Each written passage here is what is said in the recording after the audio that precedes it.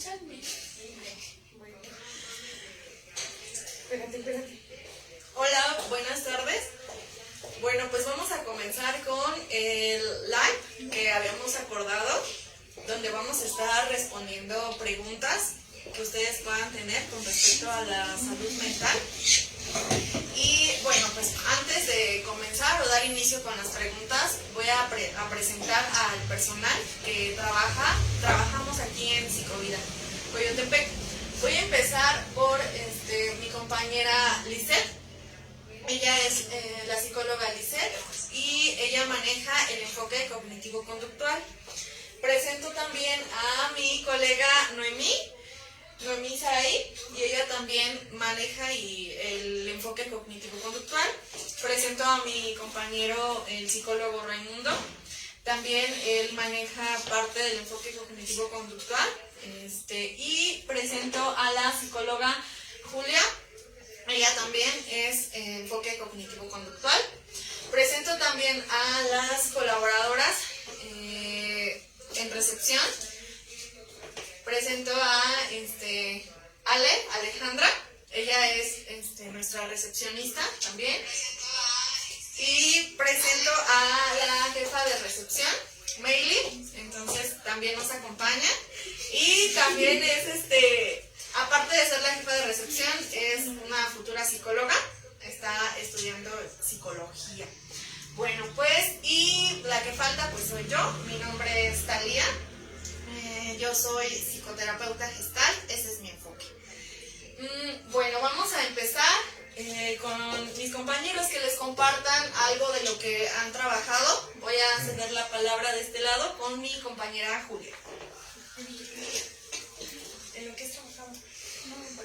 Ok, buenas tardes, yo soy la psicóloga Julia. Tengo poco que entré a trabajar aquí a Psicovida, pero tengo más de 2 años de experiencia trabajando en psicoterapia. Mayormente he trabajado con adolescentes y adultos.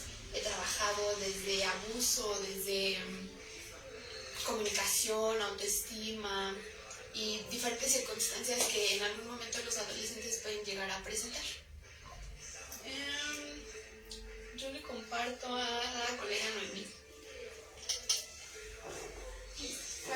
Hola, mi nombre es Noemí Montes y bueno, pues yo he tenido la oportunidad de trabajar en instituciones sobre todo públicas, ¿vale? Como lo ha sido DIF, trabajé para el DIF de Huehuetoca.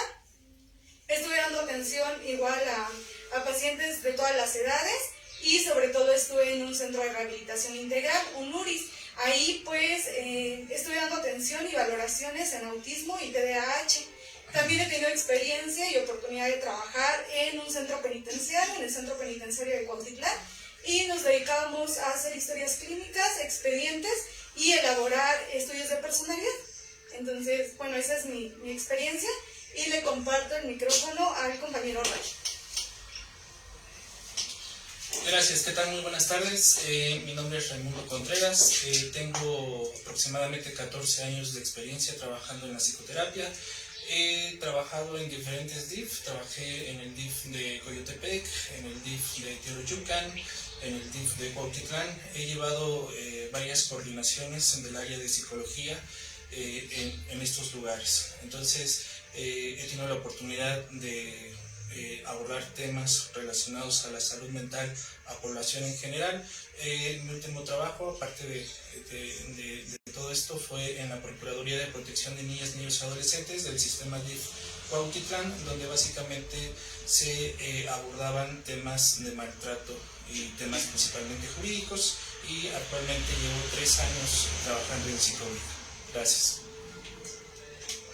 ¿A quién le cedes la palabra? A la psicóloga. Ok, bueno, pues mi nombre es Talía. Yo llevo aproximadamente 9 años y medio, igual trabajando en todo lo que tiene que ver en el mundo de la psicología clínica. Actualmente soy psicoterapeuta gestal y pues trabajo tanto con niños, con adolescentes, con adultos.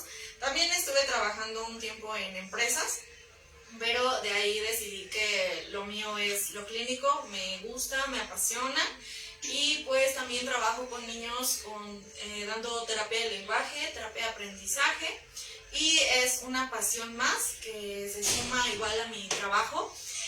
Y llevo casos pues desde niños hasta gente de la tercera edad. Entonces, caso que a lo mejor no pueda atender es un caso a lo mejor que tenga que ver con la neuropsicología, porque pues ahí no es mi fuerte esa área.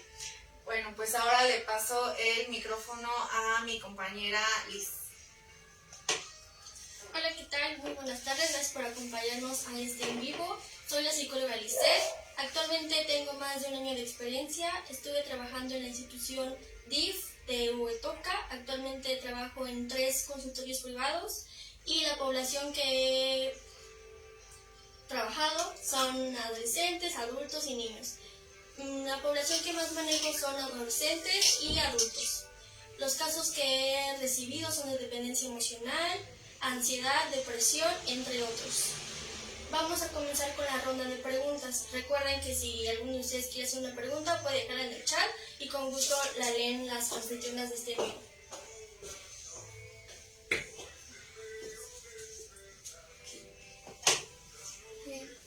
Bueno, vamos a comenzar con la primera pregunta dirigida hacia ustedes y para empezar nos preguntan, ¿por qué decidieron ser psicólogos?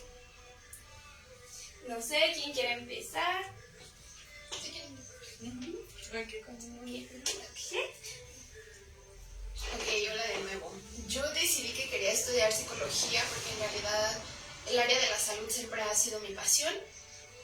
Por azares del destino yo llegué justo a la universidad donde estudié psicología y conforme fue avanzando justo este proceso de ir estudiando me di cuenta que era algo que más que me gustaba, me apasionaba y que existen muchas áreas desde psicología que podemos ir trabajando. Después hice mi servicio, mis prácticas en el área clínica y educativa y fue como lo que justo dio pauta a que yo eligiera pues esto y que esto era lo que me quería dedicar. ¿Alguien más quiere responderle? Bueno, esa es una pregunta muy compleja porque con el paso del tiempo se cambia el concepto del por qué. Al inicio, pues yo quise estudiar la carrera porque me gustaba escuchar a las personas. Sin embargo, hoy en día estudié esta carrera porque te abre la perspectiva de muchas cuestiones y ayudas a orientar a las personas para que igual tengan otra perspectiva más consciente. Ok, bueno, pues a mí lo que me motivó a estudiar psicología es que yo siempre he buscado acompañar a las personas desde la empatía. Me gusta escuchar a la gente sin juzgarla, sin hacer un juicio antes de. Me gusta ir más allá, igual acerca de lo que me dicen sus palabras. A mí me gusta pues leer entre líneas y me gusta mucho todo lo que tiene que ver con el mundo de la conducta, de la mente, y fue algo que me motivó muchísimo a estudiar psicología y pues en mi casa de estudios me brindaron la mayor parte de las áreas de la psicología. Yo egresé de la Universidad Autónoma del Estado de México, de la UAMEX, en Campus Zumpango. Entonces de ahí pues obviamente mi pasión creció más y es una de las mejores decisiones que he tomado en mi vida y pues sigo haciendo la escucha con mis usuarios, con mis consultantes y créanme que es una escucha sin juicio alguno. Entonces eso es lo que más me encanta de este mundo de la psicología. Híjole, bueno, pues yo tengo una historia completamente diferente. Yo me quería enfocar a medicina, ¿vale? Por azares del destino justo no se dio. Hoy agradezco que no se haya dado.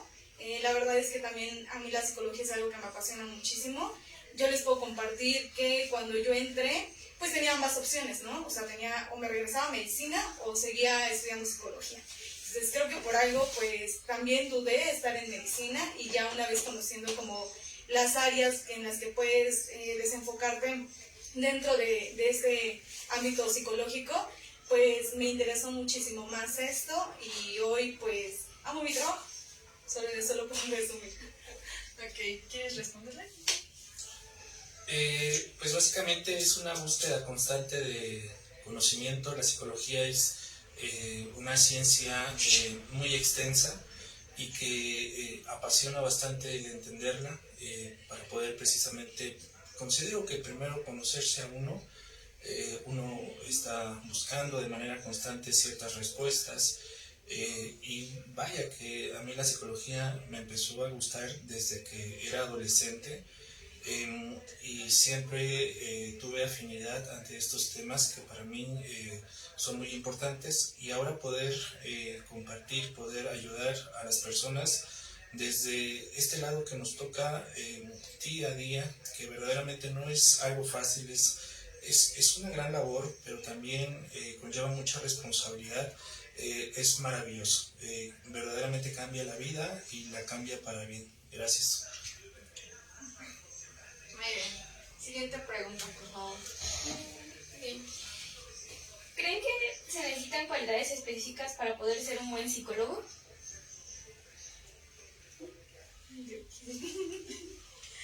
¿Alguien? Sí. Bueno, sí que es verdad. Sí, o sea, definitivamente creo que sí. También creo que son, evidentemente, más que cualidades, bueno, sí podríamos decir que algunas cualidades, pero sobre todo habilidades, ¿no? Que vas adquiriendo, pues sí, con el paso de la experiencia, mientras vas estudiando, y creo que la fundamental sí o sí es la empatía. Ok. Sobre todo también el saber escuchar, escuchar de manera activa, es algo muy importante. A veces las y los pacientes buscan precisamente ese espacio donde puedan ser escuchados, ser aceptados de forma incondicional y que en ese sentido se abre un espacio donde pueden pues descargar básicamente todo lo que vienen pues trayendo. Vivimos en una sociedad complicada, lo que estamos viviendo en la actualidad a nivel social es todo un reto, temas de violencia, temas de depresión, etcétera, etcétera. Entonces sí, la sociedad como tal está muy sobrecargada, estamos imbuidos precisamente nosotros también como personal de salud mental en esta misma sociedad y por supuesto que viene la parte de escuchar de forma activa y vaya, pues que sí es un elemento importantísimo. Gracias. Ok, yo en esta pregunta en específico quiero diferir un poco de mis compañeros porque en realidad creo que hay muchas cualidades que como personas ya tenemos y muchas otras las vamos a ir desarrollando en la carrera, conforme a la práctica también. Personalmente creo que, no sé, yo entré sin saberlo todo a la carrera y el justo irme desarrollando en este ámbito clínico me ha dado la oportunidad de también ir desarrollando otras capacidades y otras habilidades. Entonces, pues no hay algo como tal que podamos ya tener que nos pueda ayudar, pero creo que sí tenemos la oportunidad de irlo aprendiendo y desarrollando en el proceso. Fíjense, compañeros, que esta pregunta a mí me genera ahorita como un poco de, ¿cómo les podré decir? De confusión, ya que en la semana le comentaba a una personita que no sabía y llegué a un punto de confundirme si los psicólogos debemos desarrollar o tenemos que tener empatía. No sé ahí ustedes qué opinan, si es una de las habilidades que podríamos generar, ya que en consulta luego llego a escuchar mucho esa parte de que los psicólogos son fríos o de que solamente atendemos a las personas porque no nos queda de otra. Entonces creo que es un buen punto donde podemos empezar a debatir acerca de si los psicólogos tendrían que ser fríos, si no nos importan nuestros pacientes, si solamente pues lo hacemos como por un aspecto de dinero, si quieren verlo así. De mi punto personal, considero que la empatía tiene que estar presente, seamos o no seamos psicólogos, ya que eso, ahorita que mis compañeros les da la palabra, considero que es un motivo de consulta igual que ha llegado mucho, por ejemplo, en las cuestiones de pareja. Cuando mucha gente dice es que no me comprende, es que no me escucha, es que no me pone atención. Entonces yo me pregunto, ¿la empatía solamente es para los psicólogos o sería para todos? Bueno, yo voy a tomar el micrófono. Como les decía, yo estuve en un centro penitenciario y entonces sí, coincido con Tali, la empatía es algo que tendríamos que desarrollar todos, pero creo que desde este punto profesional, o sea, un psicólogo sí o sí la tendría que tener. O sea, más allá de que no tienes que tener juicios tal cual, o sea, sí tienes que, podríamos decir, conectar con tu paciente, ¿no? Porque si no, justamente nos encontramos con pacientes que dejan de ir a consulta porque no hay una conexión, no hay un buen rapport, ¿no? Entonces, creo que es fundamental que el paciente pues justo se sienta escuchado, se sienta orientado, validado, exacto, justo, no juzgado. Entonces, ¿cómo vas a lograr esto? Pues solamente desde esta parte empática.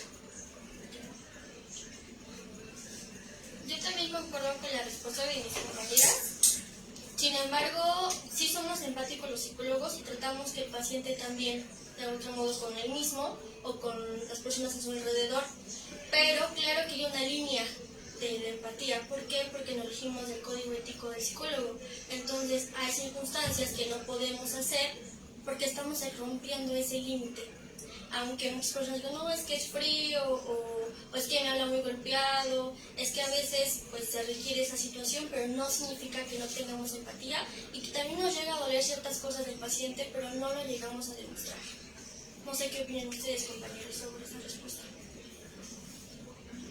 Gracias. Sí, concuerdo definitivamente con mis compañeras. En este sentido, la empatía va a ser un eje fundamental, pero considero también que debe de ser una empatía, primero, controlada también dentro del ámbito clínico, en relación a no sobrecargarnos como especialistas en salud mental, ya que un exceso de empatía, por así decirlo, podría generar que dejemos de ver de forma objetiva al paciente. Claro, digo un punto neutro entre estos dos elementos. ¿Por qué? Porque al final, si de repente vemos al paciente de manera fría, obviamente no es adecuado. La psicología existencialista dice que lo que cura es el encuentro precisamente entre dos seres humanos conscientes, entre dos seres humanos que en este espacio tan importante que es el espacio psicoterapéutico se revelan y se encuentran precisamente a través de este proceso. Entonces, por supuesto que en ese elemento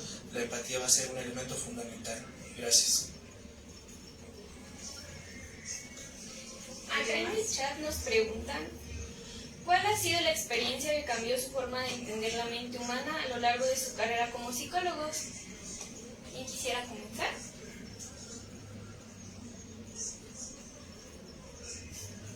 Ay, a ver si queda. Bueno, yo creo que todos. O sea, es que cada paciente, cada persona con la que tú tienes, pues justamente como este encuentro profesional, es diferente. O sea, siempre va a ser diferente, por eso nuestra famosísima palabra depende, ¿no? Pero creo que sí, o sea, todas cambian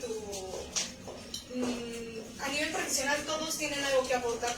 O sea, porque creo que también nosotros como psicólogos no lo sabemos todo. Entonces el hecho de que pues te vayas nutriendo cada vez más por algún tema en específico que te va interesando de acuerdo a los pacientes que vas encontrando, pues te ayudan a nivel profesional.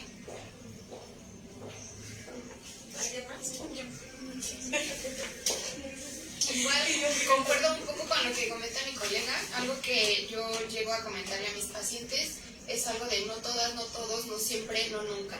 Y de alguna manera creo que solo podemos empezar a ver el mundo hasta que salimos a él.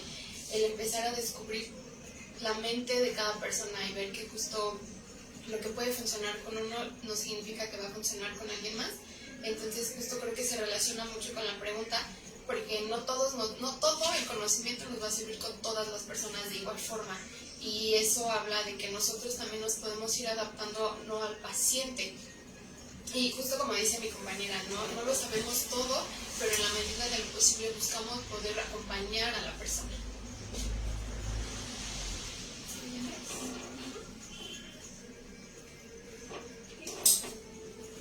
Bueno, siguiendo con las preguntas que ya teníamos, ¿ustedes creen que existan los malos psicólogos?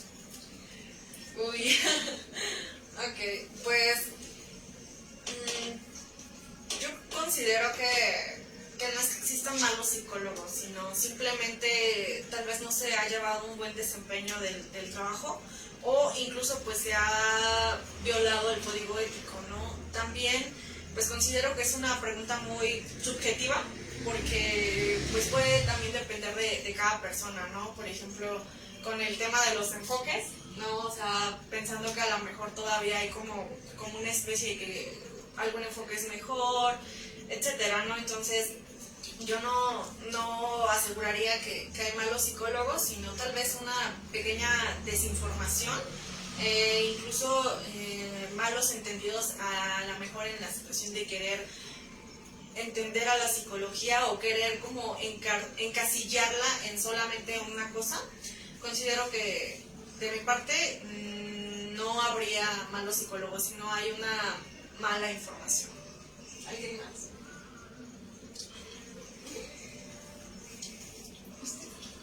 En este punto sí, definitivamente es muy relativo. Considero que independientemente de ser psicólogos o no, pueden existir personas que no tienen valores, ¿no?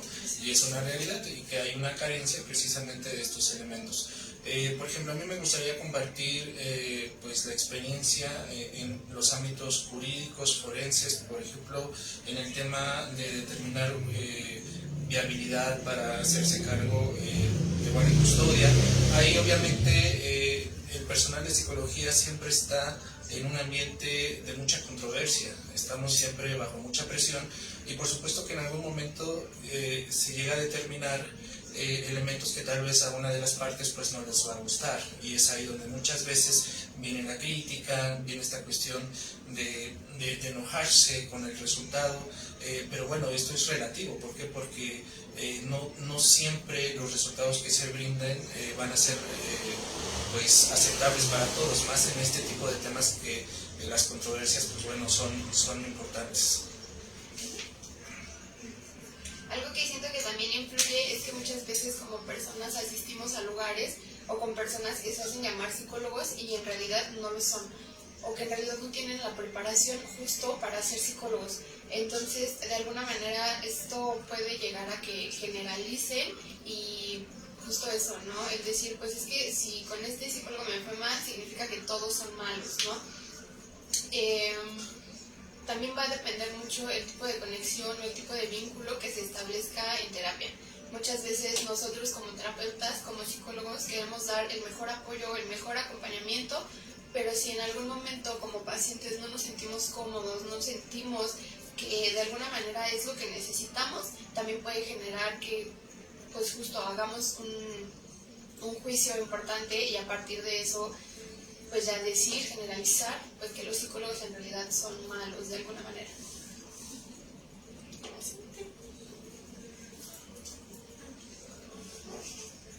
Bueno, también es importante mencionar que hay ciertos comportamientos de los psicólogos que no son adecuados en la terapia. Por ejemplo, en una experiencia personal, como saben o algunos no, nosotros también vamos a terapia. Entonces yo he estado con varios psicólogos porque noto que les faltan esas habilidades como la empatía y la escucha activa. Por ejemplo, un psicólogo no puede estar en el celular mediante la sesión porque es una falta de respeto y se desvía completamente la atención. Entonces, claro que hay comportamientos que hacen que el psicólogo no haga un buen trabajo, pero también depende el término de buen o mal psicólogo, porque como mencionan mis compañeros, depende de la persona si dicen, no, es que este psicólogo, yo no estoy avanzando con él y es un mal psicólogo. Cuando claramente que hay que tener también ese vínculo, como mencionan mis compañeros. Yo, bueno, me gustaría complementar. Sí, justo concuerdo un poco con mi compañera, porque creo que en realidad yo siempre he creído que 60 minutos no nos sirven mucho para trabajar en terapia. Y no es nada más esa hora la que les brindemos, sino también lo que como pacientes vamos haciendo allá afuera. algo que me sucede o es muy común, que les llegamos a dejar actividades fuera de y no las hacen. Entonces eso también va a repercutir mucho en su proceso. Y decir, es que no estoy avanzando, sí, pero entonces, ¿qué estás haciendo tú también en conjunto con esto, no? Se trabaja no nada más como en terapia, sino también afuera de.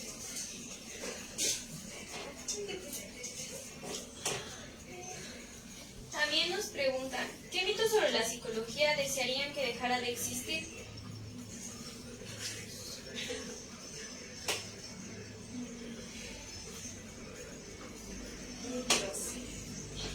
Bueno, en este sentido considero que nos topamos mucho con el mito de que si una persona va a psicología es porque verdaderamente está muy mal o porque está loca, ¿no? Como se llega a mencionar muchas veces.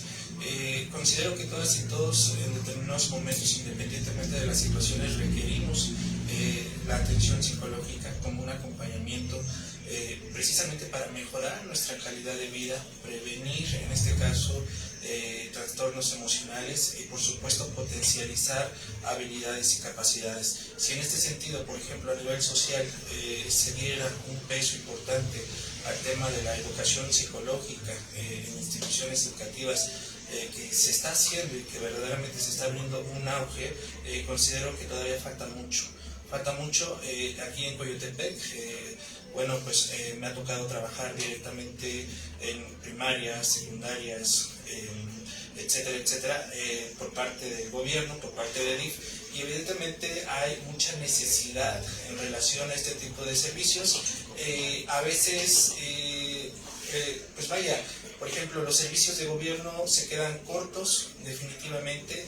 Estamos hablando que en el municipio de Coyotepec hay un aproximado de 42, 43 instituciones educativas, tanto de preescolar como universidad, tanto públicas como privadas, y en este sentido, por supuesto, el abordar ese número tan grande de instituciones educativas y brindar estos servicios es algo muy complicado. En este punto considero que sí se deberían de generar más políticas para poder fomentar este aspecto, como un aspecto que no se vea desde la parte de la enfermedad, de que si tienes algo mal tienes que ir a psicología, sino que sea una educación continua. Muchas gracias.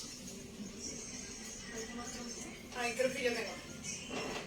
Bueno, creo que también uno que existe es que ir al psicólogo o el psicólogo van a solucionar tus problemas. Entonces, creo que algo determinante para van a ser los objetivos que el paciente traiga a terapia, ¿no? Porque con esos son con los que se trabaja. Entonces, justamente, pues es en lo que nos vamos a basar. Si el paciente viene a adquirir herramientas, estrategias que le puedan ayudar a solucionar, él soluciona, ¿vale? No nosotros, que le puedan ayudar a solucionar justamente las situaciones adversas que esté pasando en ese momento, pues se le van a poder proporcionar. Pero si no es así y solo viene como esta parte de la escucha activa, pues también hay varias cosas que trabajar dentro de ese proceso, pero definitivamente creo que el objetivo del paciente es determinante para el proceso que se va a llevar. Siguiente. Nos preguntan de este lado, es una pregunta directa para la psicóloga Tali, ¿cómo fue que se animó a crear Psicovida? ¿Cuál fue su motivación y cómo se siente de que ahora ha ayudado mucho a tantas personas, incluyendo Gracia? Ok, bueno, pues es una pregunta muy bonita. En primera, pues Psicovida va a cumplir 5 años, apenas el 28 de octubre. Y pues empezó con una gran necesidad mía, que fue el empezar a compartir consultorio. Entonces lo inicié con una colega que pues desafortunadamente ya no está trabajando conmigo, pero con ella fue con la que empezamos a trabajar, empezamos a compartir el consultorio, e inició porque pues yo fui mamá. Entonces ya no pude cubrir los mismos días, los mismos horarios en que pues anteriormente estaba trabajando. Entonces de ahí es donde empiezo a compartir el consultorio con una colega, y de ahí a los 3 meses se incluye otra colega, y de ahí a los 2 meses se incluye otra colega. Solamente había un consultorio, después habilité otro, y pues hoy actualmente son 3 consultorios. Y de las personas, pues a lo mejor que llevan más tiempo conmigo es una colega que no está aquí hoy, pero es la psicóloga Gabriela. Entonces ella ya va a tener lleva 4 años trabajando conmigo y Psicovida va a cumplir 5. Entonces a mí lo que creo que también me ha ayudado a crecer es mi entrega total a mis consultantes. O sea, yo lo hago desde el corazón, lo hago entregada y también no lo sé todo. Me gusta mucho regirme bajo mi ética. Entonces, aspectos que no, a lo mejor que no es que no los conozca, sino que no los maneje al 100% porque pues no somos todólogos. De ahí es donde he contratado a mi personal, de que todos en alguna manera son buenos en una área. Entonces de ahí pues me he agarrado mucho de mis compañeros. Entonces, por ejemplo, mi compañera Noemí, ella es una excelente psicóloga en evaluación. Entonces ella la admiro y mis respetos para su trabajo de ella. Entonces, así como cada uno de ellos hace un rol importante aquí, mi compañero psicólogo Ray, él también ya es uno de los psicólogos más antiguos que tengo y él pues es su fuerte el tema de la psicología forense y tomar todo ese tipo de casos, ya que pues su experiencia lo avala. Entonces, me gusta mucho el haber conformado este pequeño grupo de psicólogos y pues no solamente trabajamos psicólogos, ¿no? También tenemos a personas en el tema administrativo y yo creo que lo más grande que ha sido es la entrega total a la psicología, a la gente y también pues a mi trabajo y a mis compañeros.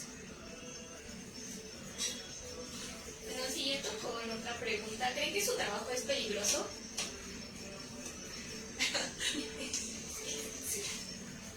Totalmente peligroso. Porque tenemos que cuidar mucho lo que decimos. Porque el paciente lo toma y claro que puede ser adecuado o inadecuado para ellos. Entonces, a la larga puede que nos echen la culpa. Es que usted me dijo que yo hiciera esto. O con los psicólogos no decimos qué hacer. Los pacientes toman la decisión y obviamente nosotros les damos las estrategias para que las lleven a cabo.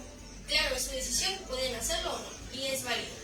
Entonces, por eso digo que es peligroso, porque muchas veces los pacientes se quedan con esta idea errónea que no queremos transmitir y hace más daño que bien.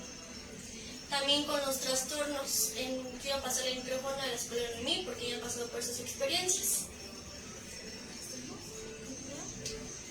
Bueno, en cuanto a esta parte que menciona la compañera Liz, pues sí, o sea, sí es peligroso en algún punto. Por ejemplo, algún paciente, no sé, psicótico, pues llega a representar un riesgo. Entonces, generalmente lo que se hace es referir a psiquiatría, ¿no? Entonces, bajo el tratamiento psiquiátrico, pues ya hay como más estabilidad, pero aún así también no quita el riesgo físico. Hablando también pues de cuestiones, por ejemplo, consultas en línea, es súper necesario que tu paciente tenga cámara encendida, ¿no? Que se vea lo que tu paciente está haciendo por cuestiones de índole sexual y todo este tipo de situaciones.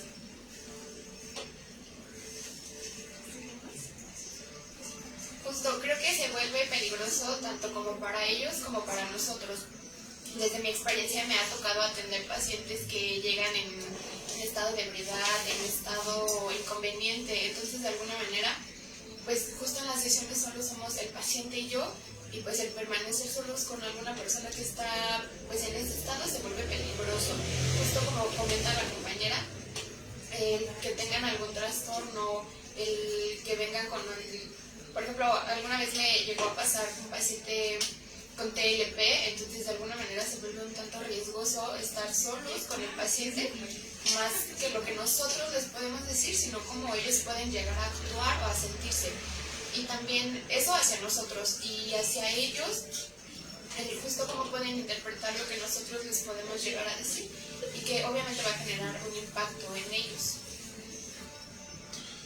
Claro, y más que peligroso consideraría que es una gran responsabilidad, pero sobre todo en el tema desde el primer contacto con el paciente en relación a cómo llega en relación a la evaluación, en relación al objetivo de la terapia.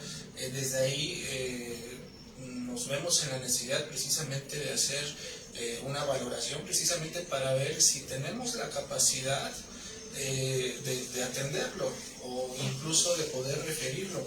En este sentido eso es fundamental porque a veces los pacientes no requieren en ese momento tal vez un seguimiento psicoterapéutico inicialmente, sino más bien requieren servicio de psiquiatría, requieren algún tema de apoyo jurídico, etcétera, etcétera. Entonces, verdaderamente nos encontramos que las personas muchas veces llegan al consultorio muy estresadas, llegan enojadas, llegan cansadas, y como bien dicen mis compañeras, evidentemente a veces es un ¿qué va a pasar? ¿No? Siempre cuando tengo pacientes nuevos, mi pregunta es ¿qué paciente va a llegar? ¿Qué características va a traer? Y verdaderamente sí genera un poquito de incertidumbre, por eso es importantísima la evaluación inicial. Seguimos con, ¿alguna vez llegó un paciente afirmando tener un trastorno que no tenía? ¿Alguno? Sí, sobre todo en este tema de que se usan muchos términos en psicología de manera común. A veces llegan pacientes, por ejemplo, autodiagnosticándose como bipolares, ¿no? Es que mi esposo me dice que soy bipolar, ¿no? Seguramente soy bipolar, ¿no?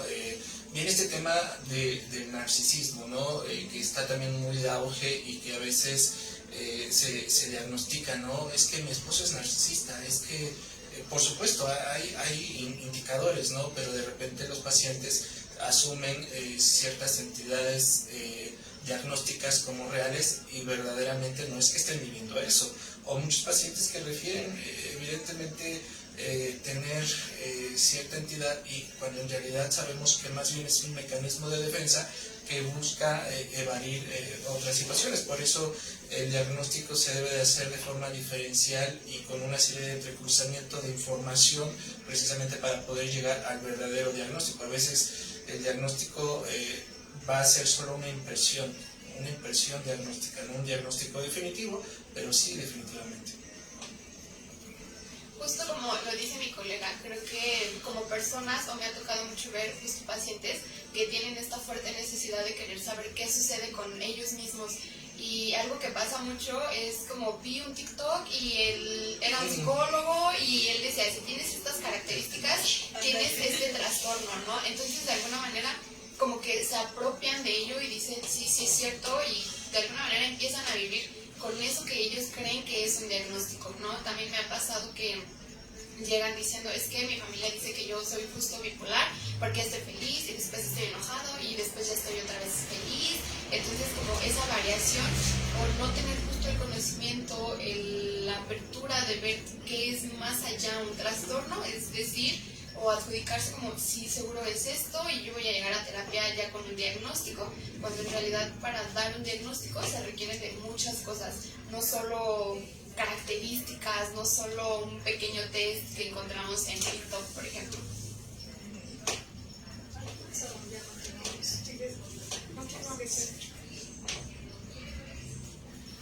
Cuando un paciente miente, ¿se dan cuenta? Sí, sí. Sí, es definitivo. O sea, nos damos cuenta. Obviamente ahí viene mucho de lo que nosotros, no es que leamos la mente, aquí quiero aclarar eso, de que los psicólogos no leemos la mente, pero lo que sí hemos leído es pues bastantes libros, ¿no? Entonces, nosotros como seres humanos no solamente usamos la comunicación verbal, sino también nosotros tenemos lo que es la comunicación no verbal, ¿no? Entonces nosotros como psicólogos estamos tanto muy atentos a lo que nos está diciendo, pero también a lo que está haciendo, a cómo se está moviendo, a cómo lo está diciendo. Entonces sí nos damos cuenta, hay pacientes obviamente que tienen una habilidad tremenda. Entonces ahí no sé, quiero ceder el micrófono a mi compañera. Sí, bueno, generalmente lo que yo suelo utilizar en esos casos son como preguntas. O sea, preguntar, y solitos pues llegan a la trampa. Entonces, pues así generalmente es mi manera de hacerlo, pero creo que es importante mencionar que si vienes a un proceso terapéutico, pues lo aproveches, ¿no? Porque no es gratis, te está costando tiempo, te está costando dinero, ¿no? Compromiso, entonces pues da tu disposición para que tu proceso pueda funcionar. O Ángeles. Creo que desde mí, algo que yo he desarrollado mucho en este campo son, por ejemplo, el que soy muy visual y muy auditiva. Entonces, mientras voy escuchando esto que me vas diciendo, de alguna manera voy visualizando como lo dices, ¿no? Muchas veces me ha pasado que, sin que justo yo les empiece a preguntar, ellos solitos se contradicen en detalles tan pequeños que yo digo, es que no lo puedo dejar así porque no es así. Y algo que yo siempre les recuerdo a mis pacientes, porque justo pues asistir a terapia de alguna manera se ha convertido en un privilegio, más que en algo como una oportunidad que todos deberíamos tener.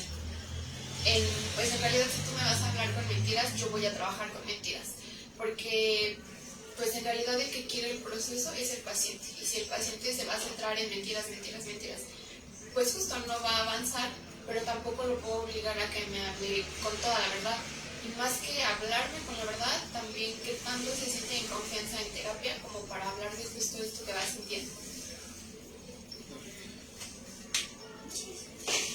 Ok, me gustaría compartir mi experiencia en la Procuraduría de Protección de Niñas, Niños y Adolescentes de DIF Cuautitlán, en donde básicamente muchos de los pacientes que recibimos son pacientes que no desean por propia voluntad asistir a terapia. Y muchas veces asisten precisamente porque hay un reporte previo de probable vulneración de derechos hacia menores de edad o, en su caso, violencia familiar. Entonces, muchos de estos pacientes, claro, no lo van a aceptar en una entrevista, por eso es que se hace este entrecruzamiento de información, por ejemplo, con trabajo social, que arroja el estudio socioeconómico de trabajo social, que arrojan las pruebas psicológicas, que arrojan los test, etcétera, etcétera. Entonces, verdaderamente sí es un ojo clínico que se va desarrollando, pero necesitamos también apoyarnos de un grupo multidisciplinario, porque pues como bien lo dicen mis compañeras, no es que leamos la mente.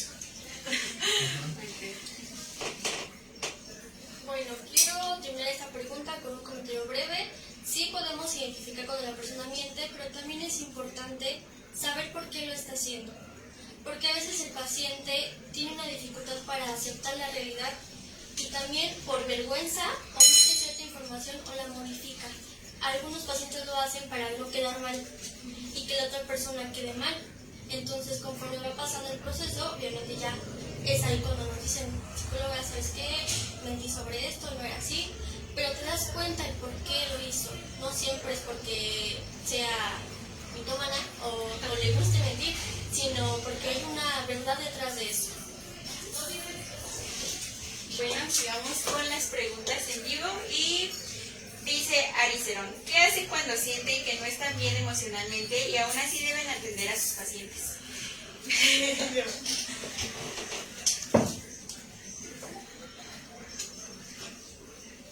Esta pregunta me parece justo muy interesante porque creo que, y algo que dicen mucho es como, pues es que eres psicóloga, tú tienes que saber trabajar eso, es que como si el ser justo psicólogos nos quitara esa capacidad de sentir o de vivir también como humanos que somos.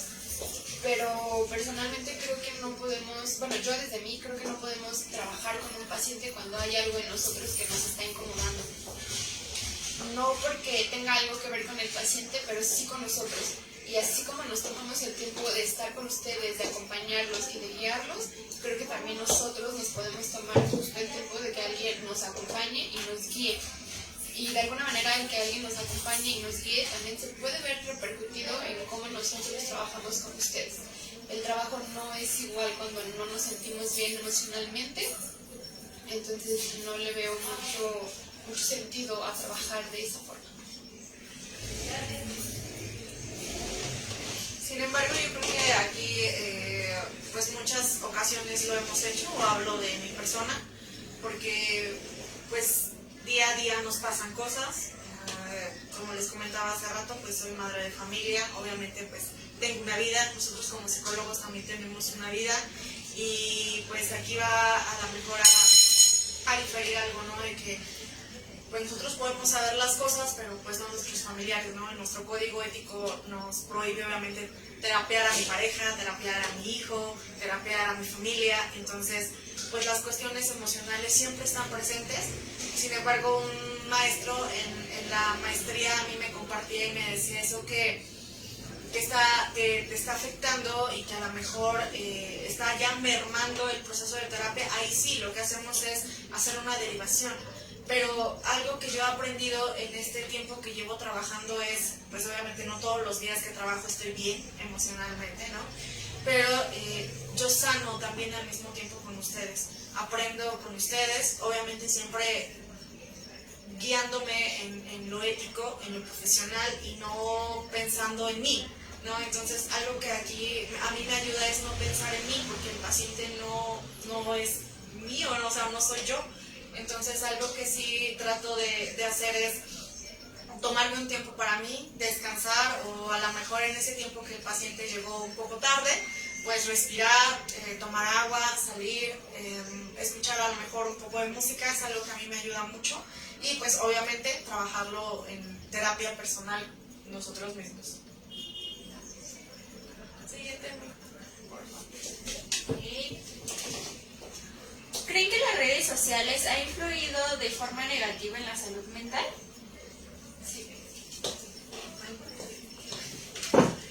Sí va a influir mucho, y es algo que trabajo mucho con mis pacientes. De alguna forma, el ver TikTok, ver Facebook, ver Instagram por mucho tiempo, de alguna manera sí impacta en nosotros de forma negativa. El empezar a comparar quiénes somos nosotros con lo que está del otro lado de la pantalla, desde el cuerpo, desde el estilo de vida, desde algo que nosotros queremos y no tenemos. Y ver que alguien más allá lo tiene, que el estilo de vida de muchas personas es diferente al nuestro, sí afecta en nosotros. De muchas maneras, pero algo que más me ha tocado revisar con mis pacientes, pues es cómo impacta en su autoestima, ¿no? El que nuestro cuerpo no encaje con un estereotipo que se ve en redes sociales, eso de alguna manera sí los lleva a terapia la mayor parte del tiempo.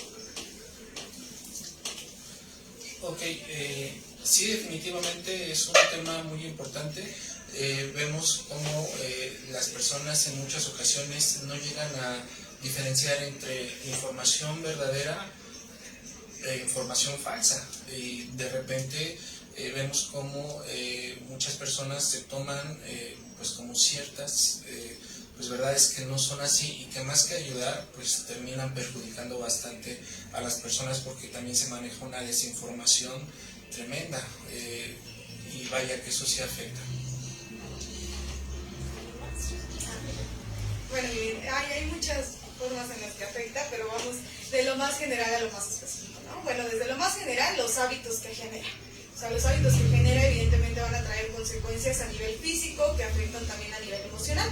Entonces, pues evidentemente el tiempo que invertimos dentro de las redes sociales va a afectar de manera significativa a tu escuela, a tu trabajo, con tus pares, con tu familia, ¿no? Entonces también empiezas a perder habilidades sociales. Ya nos vamos más al tema de la autoestima, justo como lo comentaba la psicóloga Julia, también va a tener una repercusión. Pero también, por ejemplo, ahorita los niños, ¿no? Ya no tanto hablando de las redes sociales, el uso en la pantalla tal cual. O sea, hay niños que no desarrollan lenguaje, no porque tengan un trastorno de lenguaje tal cual, de la parte biológica, sino porque no hay una interacción. ¿Por qué? Por lo mismo de las pantallas. O, ajá, exacto, o tienen como muchos síntomas, por ejemplo, del trastorno autista, pero también viene a partir generada de las pantallas. O sea, no es que tengan este trastorno del neurodesarrollo, sino esa consecuencia de los hábitos que están teniendo. Sobre todo yo lo veo la distorsión de la pareja, porque la mayoría de mis pacientes vienen por dependencia emocional.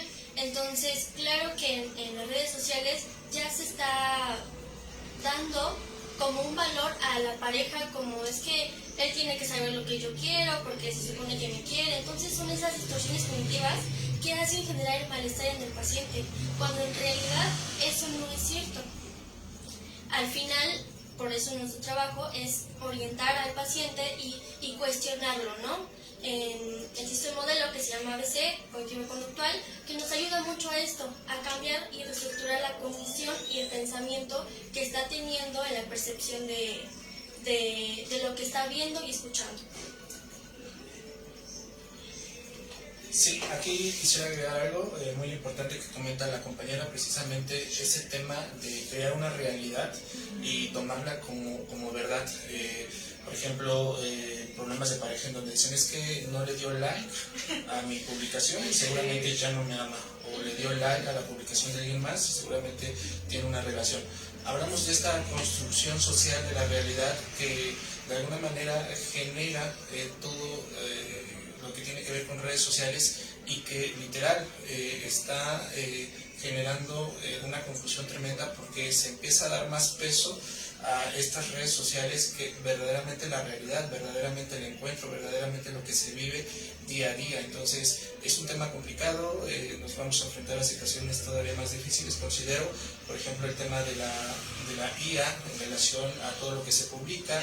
Considero que más adelante va a ser importantísimo enseñar a las y a los niños de forma obligatoria diferenciar entre qué es verdad en Internet y qué es IA. Considero que ahí va a haber un tema complicadísimo. Bueno, esta pregunta es dirigida a la psicóloga Talía.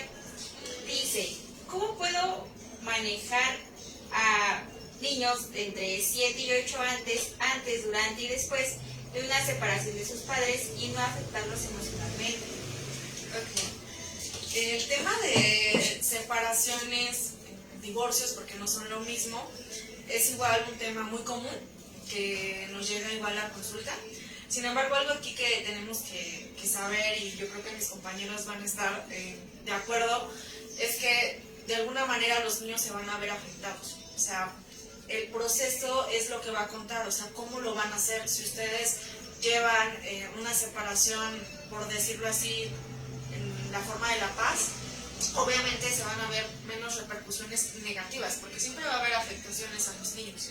Entonces aquí influye mucho el tema de cómo lo están tomando los adultos, cómo lo está tomando mamá, cómo lo está tomando papá. Si yo como mamá voy a poner en contra a mis hijos o me voy a hacer la víctima con mis hijos de que es que tu papá esto, es que tu papá lo otro, entonces eso es lo que lo hace tormentoso. Si de por sí una separación o un divorcio es un proceso muy doloroso, y los niños obviamente van a estar en duelo, o sea, toda la familia o los integrantes de la familia van a vivir un duelo, van a atravesar un duelo. Entonces, un duelo, pues es doloroso, va a doler. Aquí lo importante es cómo lo vamos a manejar. Entonces, aquí yo recomiendo mucho, pues, leer acerca de la crianza, acerca también de nosotros como personas, cómo vamos entendiendo el amor en pareja y no hacerlo tormentoso, o sea, de verdad, no hacerlo tormentoso. Aquí mi compañera me comenta escuchar a los niños, exacto, o sea, validar su emoción. A veces no queremos entablar un diálogo con el pequeño porque me va a decir que extraña a su mamá, que extraña a su papá. Es un proceso totalmente normal.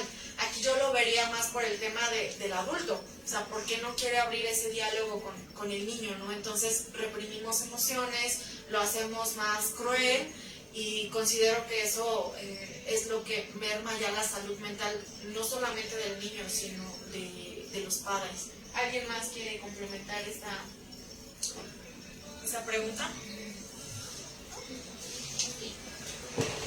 Bueno, preguntan, ¿cómo puedo mejorar mi confianza en mi persona?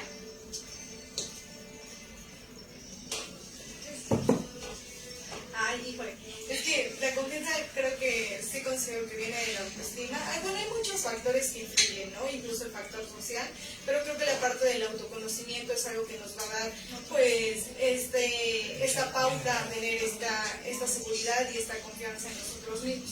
Entonces, hay muchas cosas que evaluar, va desde el cómo me veo, ¿no? Que ya tiene que ver con el autoconcepto, la autocrítica que tengo, la autoevaluación, la autoaceptación, ¿no? Entonces, no lo podría resumir, bueno, yo a nivel, no lo podría resumir, porque creo que si no tenemos esa seguridad, sí tendríamos que trabajar dentro de un proceso terapéutico, porque entonces hay factores que están influyendo para que yo no tenga, pues sí, tal cual no me sienta bien conmigo mismo, ¿no?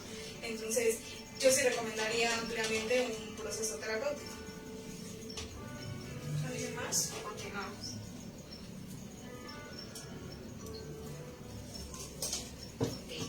Ramos. Dice, ¿cómo podemos ayudar a alguien que está al borde del suicidio?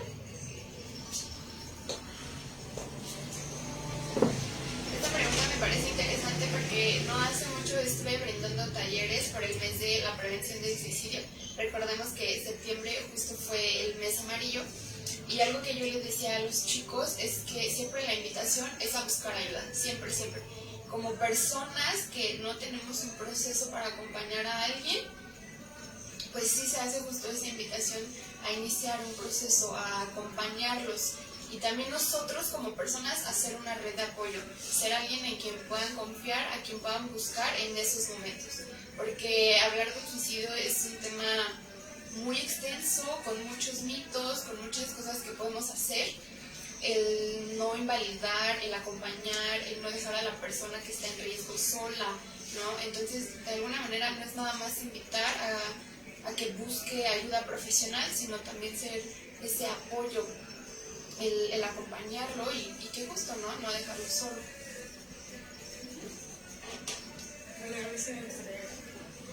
Creo que algo determinante también va a ser tomar muy en cuenta los factores de riesgo, ¿no? Por ejemplo, consumo de sustancias, aislamiento, o sea, situaciones que evidentemente ya no estén dando una buena señal, pues van a ser factores de riesgo. Entonces creo que los tenemos que tener muy en cuenta porque van a ser determinantes para cómo la persona se va a sentir.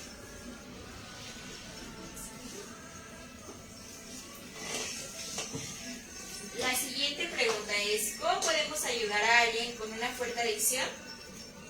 De lo que sea. Adicción, cual sea. No, es que sí depende. Sí, depende. Si el paciente, o en este caso la persona, está todavía en un proceso de negación, definitivamente va a ser muy, muy difícil. Porque hay un tema fundamental en relación al tema de las adicciones, en donde el paciente tiene que aceptar precisamente que tiene una problemática. Muchas veces esto se conoce como un derrumbe, o cuando el paciente se rinde y deja de racionalizar, deja de evadir y verdaderamente acepta que tiene un problema. Ese punto va a ser importantísimo porque en ese momento el paciente va a tener mucha motivación para cambiar verdaderamente. Se tiene que abordar de la manera más integral, pero evidentemente va a depender si el paciente está entrando en esta etapa, que en el tema de las adicciones, la etapa de la negación se conoce con el nombre de precontemplación, que es el no contemplar cambiar. ¿Por qué? Porque de alguna manera viven una especie de luna de miel con la sustancia y entonces están cómodos con esa sustancia y pareciera ser que ven más cosas positivas que negativas en el consumir. Obviamente esta luna de miel va a terminar, viene el divorcio, pero bueno, es un proceso, incluso lleva años. También los factores de riesgo van a ser importantísimos, las redes de apoyo, si los pacientes tienen una motivación por el cual cambiar, etcétera, etcétera. La sustancia que se consume. La sustancia, exacto. Sí, de hecho, bueno, aquí mi compañero Ray no tiene mucho que terminó el diplomado en adicciones, entonces pues también es él el que ahorita nos está ilustrando con este tema. Yo creo que es igual una excelente oportunidad de que ustedes lo conozcan, porque luego mucha gente nos pregunta, o más bien pregunta en recepción que quiénes, si atendemos adicciones. Sí, aquí está el compañero Raimundo, él es pues está especializado en temas de adicciones. Gracias. Pregunta Raquel González. Cuando se sufre de un abuso sexual en la infancia, ¿de qué manera repercute en la vida adulta del abusado? En sus distintas áreas de vida, pero principalmente en su personalidad.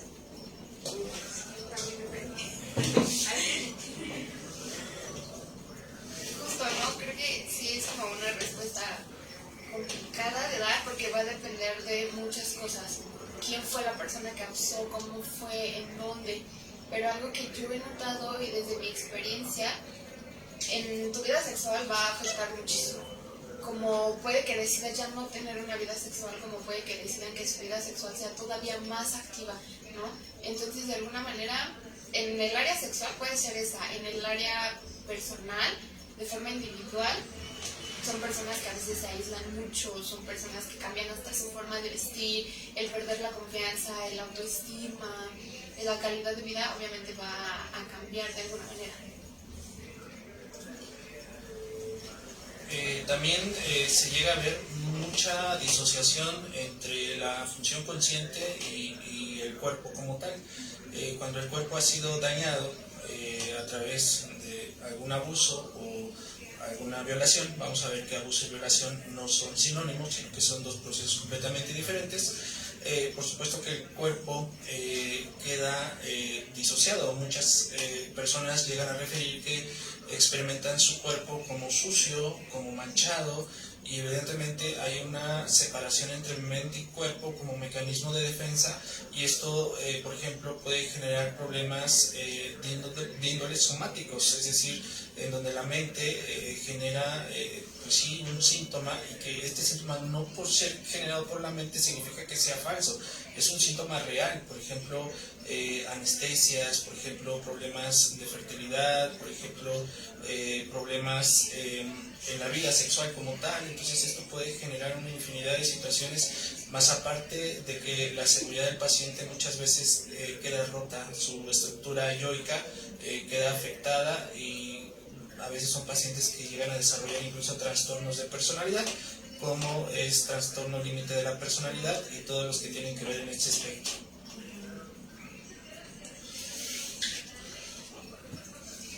También es importante mencionar la interacción social.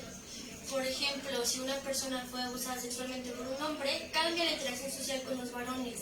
¿Por qué? Porque llega a haber miedo a involucrarse con los hombres, a que a lo mejor esta distorsión cognitiva de que todos los hombres me van a hacer algo.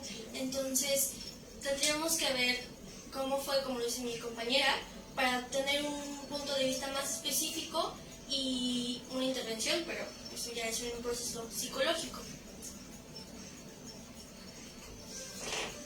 Bueno, pues de nuestra parte ha sido todo. La razón de tener este live fue porque pues hoy es 10 de octubre y es el Día Mundial de la Salud Mental. De mi parte pues fue querer hacer algo diferente a los demás años, y bueno, esto sí me gustaría resaltar lo que fue idea de mi colega Julia López. Fue la que propuso esta actividad. Me parece muy atinada a la fecha, y me gustaría igual aprovechar este espacio para que si a ustedes les gustaría que hiciéramos estas actividades más a menudo, podríamos nosotros igual prestar el espacio y acomodarnos en nuestra agenda para poder hablar acerca de temas que a ustedes les interesen. Recuerden que también pues tenemos el canal en YouTube y está en la sección de psicocharlas, entonces ahí podrán encontrar información igual de parte de todos nosotros como psicólogos. Sin embargo, pues esto es distinto porque es una interacción al momento con las personas, con ustedes. Entonces, si a ustedes les gustaría que hiciéramos nuevamente un live, pero acerca de un tema en específico, porque pues como se dieron cuenta hoy salieron como preguntas de todo, de manera muy global. Sin embargo, si ustedes quisieran que habláramos en específico de un tema, pues lo podríamos checar, y a lo mejor pues ahí ya tendríamos que checar quién podría estar presente en esta actividad. ¿Algo que quieran comentar, compañeros? Vayan a terapia. Sí, vayan a terapia. Muchas gracias. Muchas gracias por la invitación, y sí, vayan a terapia, ¿vale? Sí, justo esta idea salió porque quería que de alguna manera fuera interactivo, y que pues más que interactivo sí, porque de alguna manera todos como personas llegamos a tener dudas en este ámbito de la salud mental. Entonces, más que solo hacer o publicar como hoy es el día de la salud mental, sino también como justo brindar este acompañamiento, esta información o un granito de arena de nuestra parte, ¿no? Pero pues muchas gracias por estar aquí, espero que les haya gustado la actividad, y justo también yo proponía el que pues estas actividades o este tipo de actividad se fueran como fomentando.